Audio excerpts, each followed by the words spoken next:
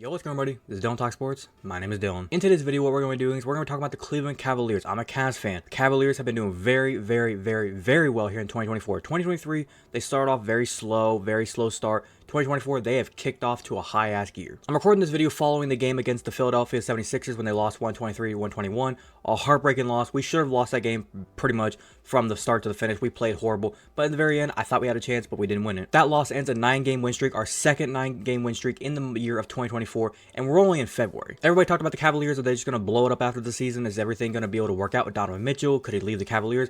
So far, the way the season's gone, after last season's epic collapse in the first round of the playoffs against the New York Knicks, everybody said, okay, this is the year. We got to do something, or else Donovan Mitchell's going to look at this team and be like, I can't be here. This team has no future. We are showing that we have a future. We knew after last season we needed shooters. We got shooters. We knew after last season the defense, the physicality down low in the paint was not there. This year we got physicality and the physical nature in the paint. Like I said, the scoring is up. The defense is up. The scoring is there. The defense is there. Everything pretty much there. The coaching is there. Everything is there to win the championship. So I'm going to be going through and talking about the team. We're going to talk about Donovan Mitchell, the way he's been playing. We're going to talk about Evan Mobley and Jarrett Allen, the way they've been playing, because they were the two boys that got bitched in the last or the first round of last year's playoffs against Mitchell Robinson. And I want to just kind of go through and talk about this team, talk about how good they've been, talk about, from a Cavs fan point of view, how good they've been, what they need to do to keep on this pace and go possibly get into the playoffs and go far in the playoffs. And then I'm not going to lie, I'm going to be a little bit biased here. I'm going to give my reasoning as to how this team could possibly get to the NBA Finals and maybe secure a chip this year. So without further ado, if you're going to enjoy, as always, make sure you go and drop a like onto this video. Be very much appreciated if you do so. But without further ado, let's get into it.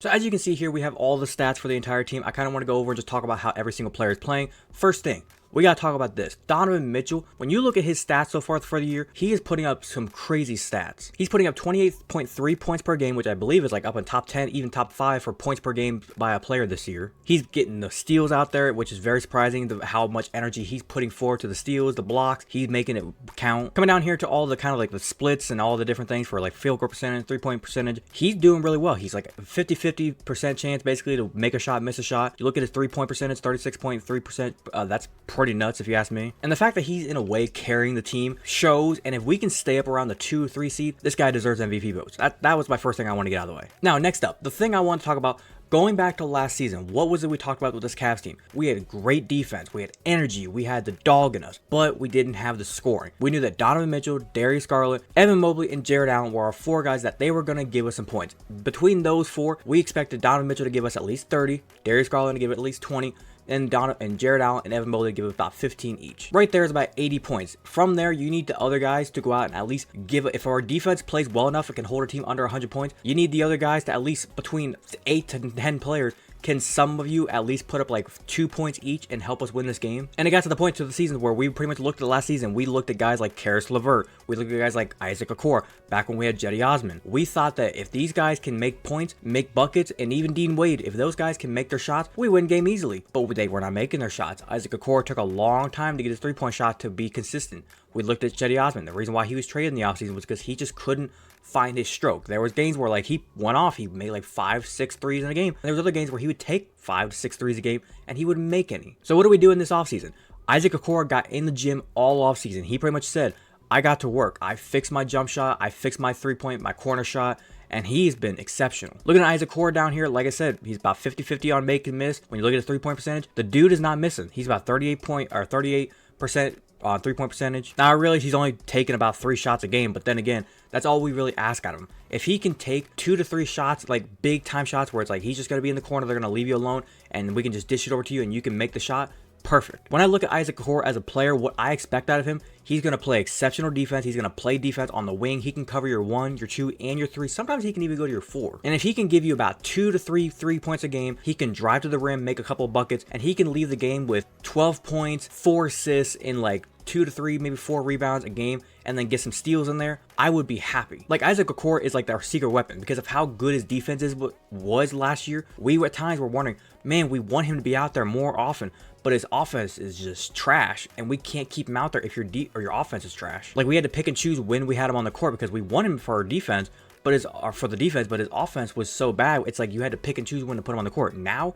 you can just throw him out there and he's going to do things, great things. Next up, when we talk about Evan Mobley last year, we said his size was not there. He needed to get in the gym. He got in the gym this year. I think he put on like 15 pounds, so he's really shown his size. Plus the big thing, he's got a jump shot. That boy is actually making 3-point shots. Now I realize he's only taking like 1 a game, maybe 2 a game, but if he's able to rise up and take that shot and make it, I'm more than willing to live with it. Because there was times last year where you saw him take the shot and sometimes he made it, sometimes he missed it. It was like you didn't like him taking that shot. It's like, why are you taking that shot? Drive to the rim and dunk on some people. This year he's really making it count. If you look at his points per game, he's getting about 15 points per game. He's getting the rebounds, averaging 10 plus rebounds, averaging a double-double. And the same thing with Jared Allen. Jared Allen, his big thing was he struggled down in the paint. He could dunk, he could get your alley-oops, but his problem was he couldn't create his own shot. This year, he's creating his own shot. Like, there's times where you watch him in the paint and he's able to just go in there, get a little floater. There's times at the free throw line, he's taking a jump shot and he's making them. Like, I watch this Cavs team, like these players that I'm just not used to seeing them do these things last year, and they're just out there, centers taking little jump shots. Guys like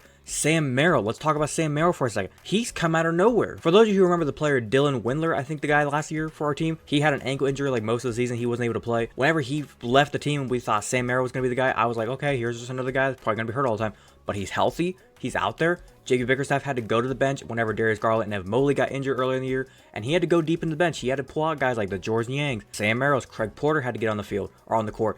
Ty Jerome hasn't really been able to see the court that much, but if he was healthy, he would have been on the court. Amani Bates saw the court a couple of times. Hell, for the love of God, Tristan Thompson saw the court a couple of times. Like when it was just Evan Mobley and Darius Garland both not out there, and it was just Jared Allen, he had to sit sometimes. So that's when Tristan Thompson had to get some action. Now, another big thing that I wanted to talk about, like I said earlier on, I said physicality. This team didn't have physicality last year in the playoffs. They struggled with physicality, and they delivered this season. Like I said with Sam Merrill, he's a great shooter. This boy can he has one of like the fastest flicks of the wrist. He can flick that ball off his wrist and make the 3-point shots with ease. But now when you look at this team, like I said last year, we struggled with shooting. We didn't have shooters. We didn't have guys that can make shots. Now this year, when you have, think about it, if Donovan Mitchell can go out there and give you at least 25 points, Darius Garland can go out there and give you at least 15, you're already at 40. If Mobley can give you 10, Jared Allen can get you 10, you're already at 60. Karis LeVert, he can make shots. If he can give you about 10 points, maybe 15 points, you're at 75. You got Max Strus. Didn't even talk about Max Strus. He brings that like Miami pedigree of mindset of just like, we're going to beat you. We're going to take it to you.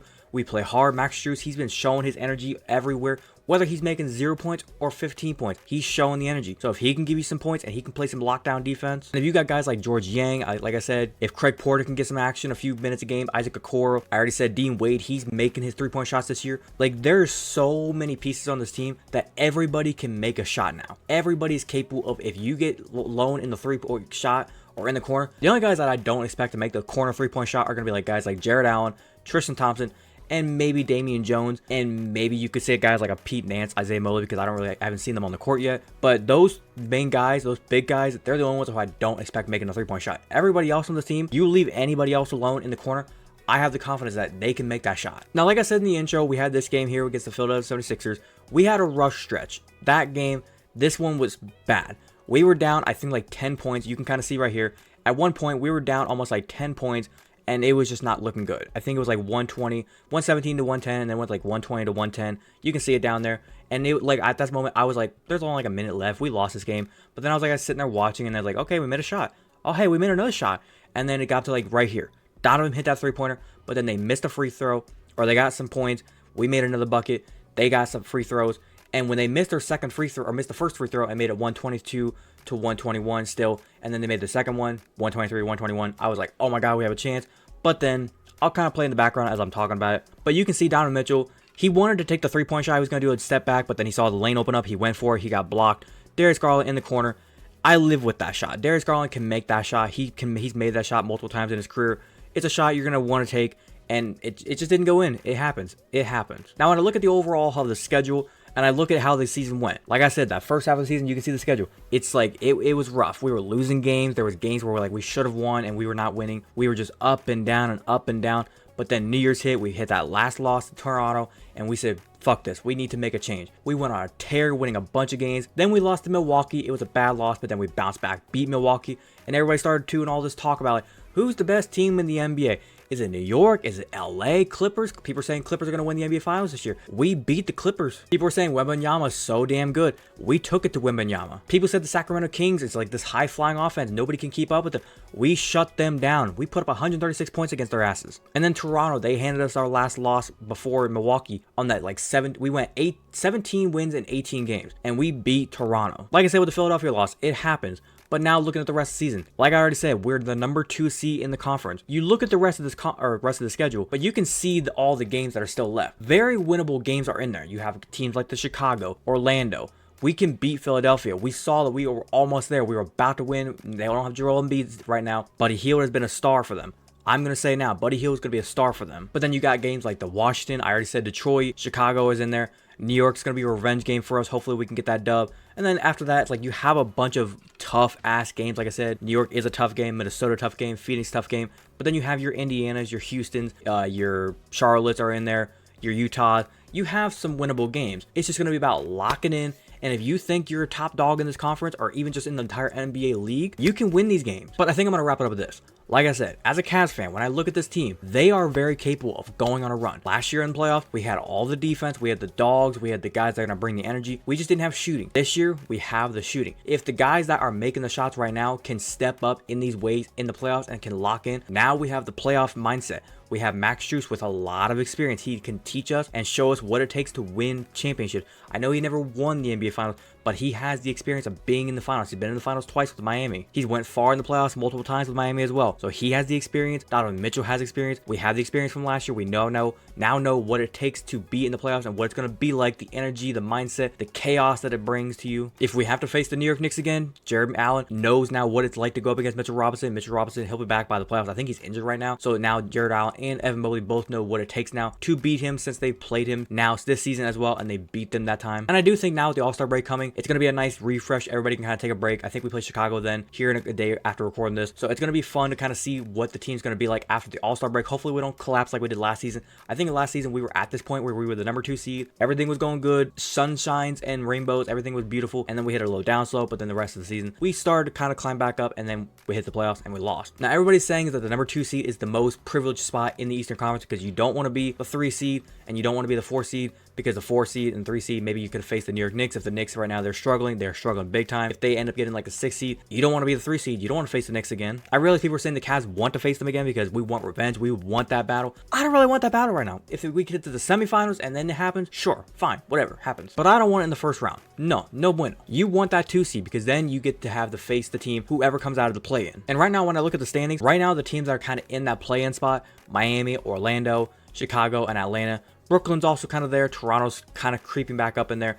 But when I look at these standings, if I had to say out of those teams, if I had the chance to face Orlando in the first round, or maybe like a Chicago in the first round, bet your sure ass I want that team. Atlanta, not so much. Miami, that might be a struggle because Miami, with Max Strus, Max might be able to teach us a few things of how to beat them, but I think Miami is also like a New York Knicks team to where they're built for the playoffs. They are built to battle. They're not really caring about going super high records in the regular season.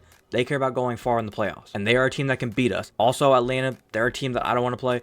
But like I said, as the 2 seed, right now, the playoffs started right now, you would have Miami and Orlando playing each other. If Orlando won that game, and we could be sitting here saying we're going to be playing Orlando in the first round, I like that matchup. And then the loser, whatever they'd be playing Chicago and Atlanta, loser or winner of that game would go to play Boston. I would like to be the 2 seed because then think about it. You win that game, then you have the chance of possibly playing the winner of, I believe it's the 4 and 5, which right now would be the Knicks and 76ers. Like I said, you face the Knicks in the second round, fine. First round, no. But I think I'm going to wrap it up with this. My last point, I'll say this. The Cavs are capable of going far. If they don't get to the second round, they need to win a playoff series this year. They have to win a playoff series this year. If they don't win a series this year, get to the second round, it's very well likely that Donovan Mitchell might look at the offseason and just be like, what am I doing here? Are we going to go any further in the first round? I played my whole career. I've been in the first round. I don't even think he's ever been to the second round.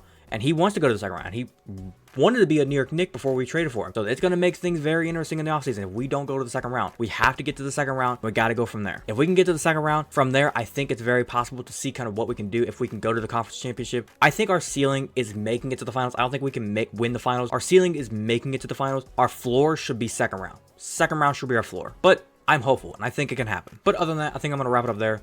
Hopefully you guys did go and enjoy today's video. If you did enjoy, as always, make sure you go and drop a like on today's video. Be very much appreciated if you do so. If you wanted to watch the entirety of today's video, thank you very much. And if you are a Cavs fan like myself, or if you're just like an NBA fan and you do agree or disagree with any of the opinions I had here on the channel, like I said, if you're also a Cavs fan and you want to leave your opinion, do you think the Cavs are going to go far in the playoffs? Not far. What do you think about the team so far? Do you think they're good? Bad? What do you think about the defense, the shooters? You like Max Strus being an addition? Do you think Donovan Mitchell should be an MVP candidate, like I said earlier on? Let me know your complete opinion about the whole Cavs team and how they're doing right now down in the comment section down below. And be more than welcome to talk about with you guys. If you're a fan of the content that I do poster and you want to go and hit that big red subscribe button, feel free to do so. And do not forget to hit that little notification bell to be notified the second I post. But without further ado, this has been Donald Talk Sports. Have a great day. Peace.